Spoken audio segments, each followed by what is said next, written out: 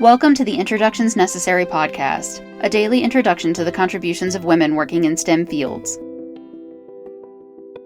When Dr. Dorothy Hill enrolled at the University of Queensland, she intended to study chemistry, only taking geology as an elective.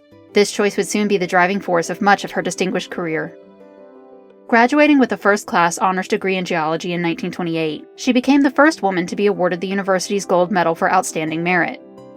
Staying on at the school as a fellow working on her Master's of Science, she conducted research on the stratigraphy of shales around the town of Esk. Stratigraphy is a branch of geology that studies the strata, or rock layers, and stratification that is used to help determine the time relationships between the layers and correlating units of the sequence with rock strata elsewhere. She also began collecting coral fossils at this time, finding them in the local limestone far from the current coastline.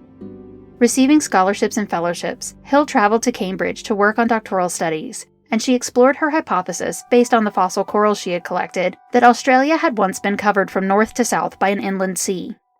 While in England, she published important papers trying to systematize the terminology for describing the structure and morphology of rugose corals. When she returned home, she undertook the daunting task of dating the limestone coral faunas of Australia and using them to outline wide-ranging stratigraphy. She produced papers on the coral faunas of much of the continent, and her work on corals set the worldwide standard. During World War II, she joined the Women's Royal Australian Naval Service, where her first assignment involved checking to see if mines had exploded along shipping routes.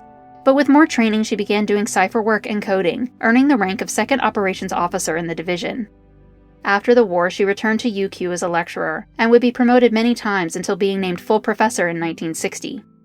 11 years later, she would be named president of the Professorial Board of the University of Queensland, the first woman to be so recognized. Introductions Necessary is a production of 9 Hour Films. Our music was composed by Kristen Baum. Please visit our website, introductionsnecessary.com, to listen to previous episodes and learn more about the women featured in this program.